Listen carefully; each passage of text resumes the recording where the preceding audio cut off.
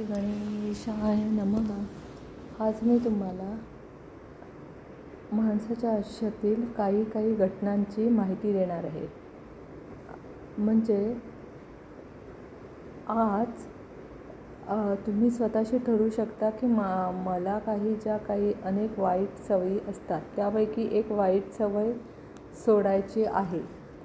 तर हे वाचून किंवा ठरवल्यावर सगळ्यात पहिला विचार काय आला असेल तर ही सोडू की ती सोडू मी.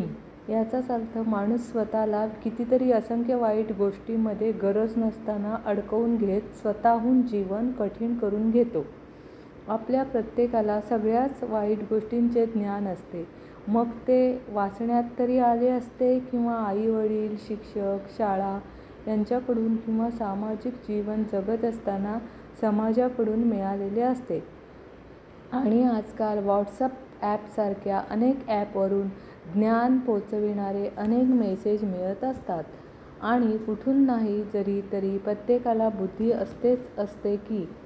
थोडक्यात बुद्धी आहे, चांगले वाईट समजते, तरीही वाईट गोष्टीला इतके चिकटून बसलेलो असतो आपण की ती वाईट गोष्ट सोडताना जणू करोडोची प्रॉपर्टी सोडायला सांगितल्यासारखे जणू वाटते.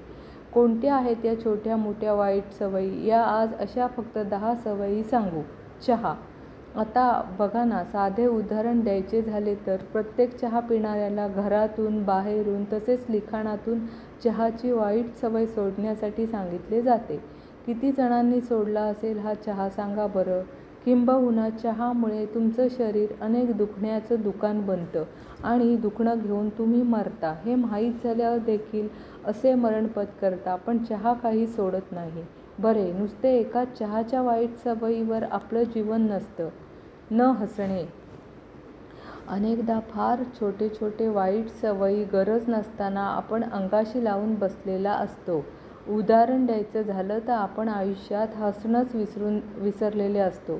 जणू काही हसलो तर आपल्याला भरमसाठ टॅक्स द्यावा लागेल की काय. खरे तर विश्वातील प्रत्येकाचा खरा दागिना आहे हसणं. तुम्ही एकीकडे भारी दागिने गळ्यात हातात घाला आणि एका बाजूला खळखळून हसा आणि प्रामाणिकपणे सांगा, दोघांपैकी कुठला सुंदर दागिना जास्त चांगला आहे. 100% हसणारी व्यक्ती कुणालाही आवडते, पण कित्येक व्यक्ती हसतच नाहीत. कारण विचारले तर त्यांच्या आप्तस्वकीयांकडून सांगितलं जातं की त्यांचा तो स्वभाव आहे. अरे, न हसण्याचा स्वभाव हा कसला स्वभाव? हसल्यावर काय कुठे पैसे मोजावे लागतात का? अहो, सायन्स सांगते हसल्याने अनेक प्रकारचे छोटे मोठे आजार नष्ट होतात. किंबहुना हसणाऱ्या माणसाला आजारच लागत नाहीत. किंबहुना हसणारी आनंदी व्यक्ती मेल्यावर माणसं कौतुकाने म्हणतात की हसरा माणूस होता हो, हसरी बाई होती. कधीही चेहऱ्यावर आनंदी हास्य असायचे. बरे, कितीही यशस्वी असू दे, पण न हसणारी व्यक्ती जीवनात अपयशीच ठरली असेच वाटते. बघा, 2 वाईट सवयी तर मी सांगितल्या. अशा असंख्य वाईट सवयी आपण अंगाशी का लावून धरतो ज्यांची आवश्यकताच नसते. आता चहा झाला, न हसणे झाले, आता तिसरी.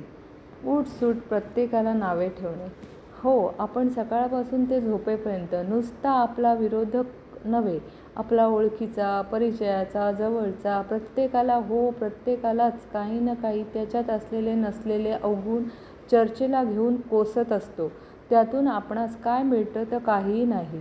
दुसऱ्याचे अवगुण तोंडावर किंवा तोंडामागे उघडत बसून काहीही साध्य होत नाही.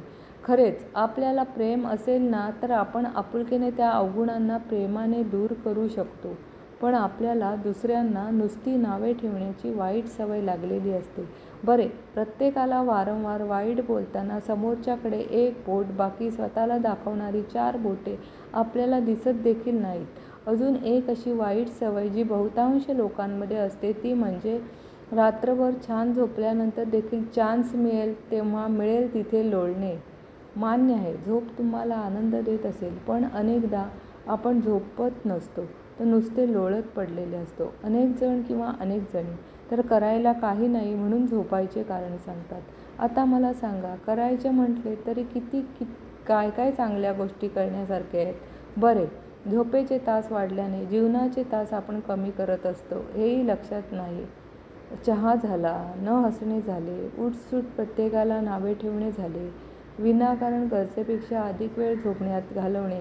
आणि आता 5वी वाईट सवय, कायम दुःखांना चिकटून राहणे. माणूस कायम कोणत्या ना कोणत्या दुःखाला चिकटून राहत स्वतःचे दुःख वाढवून घेत असतो. ज्या दुःखांचा क्षणभर विचार करायचा असतो आणि सोल्युशन काढायचे असते, त्या दुःखाला सकाळी उठल्यापासून ते रात्री झोपेपर्यंत आणि अगदी झोपेतसुद्धा आठवणच झोपी असतो. म्हणजे संपूर्ण आयुष्यकाळ दुःखात. बरे, दुःखासारखे आठवून आपण आपल्याच शरीराचा कितीतरी लॉस करून घेत असतो.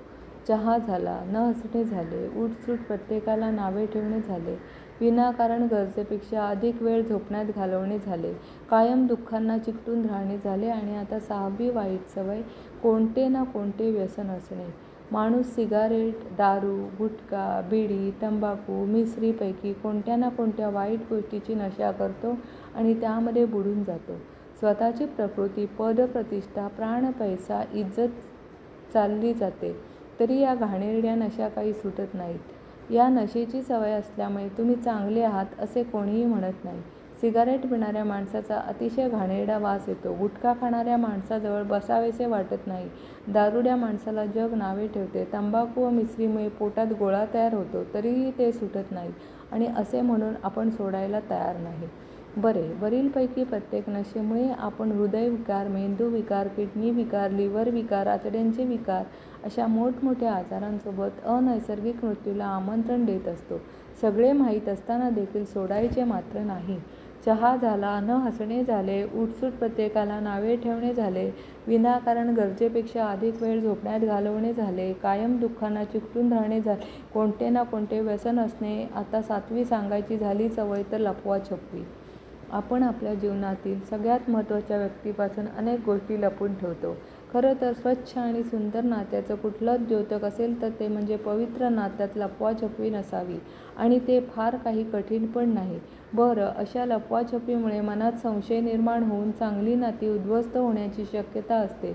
बरं, जीवनसाथी समोर कशाला लपवाछपवी करायची? काढून टाका. प्रत्येकाने मोबाईलचे लॉकिंग पासवर्ड. बोला खरे खरे.